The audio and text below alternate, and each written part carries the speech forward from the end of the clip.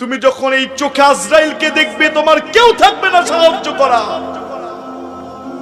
তুমি যে বন্ধুর বড়াই করো, যে বড় ভাইয়ের বড়াই করো, যে নেতার বড়াই করো, এই বড় ভাই, এই বন্ধু তোমাকে আজরাইলের হাত থেকে ছাড়াই নিতে পারবে না, পারবে না।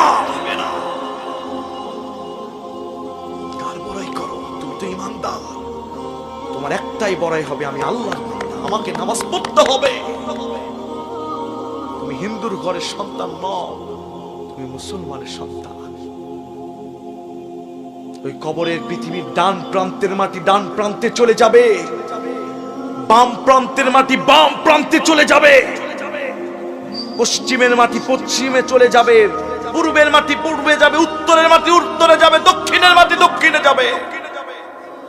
এমন ভাবে চাপ দিবে, হাড্ডিগুলো চুরে চুরমার হয়ে যাবে। ও মানুষ, ওই কবর আমার আপনার হবে, হবে কি না? জোরে বলেন। ও যুবক, হবে কি না? হবে।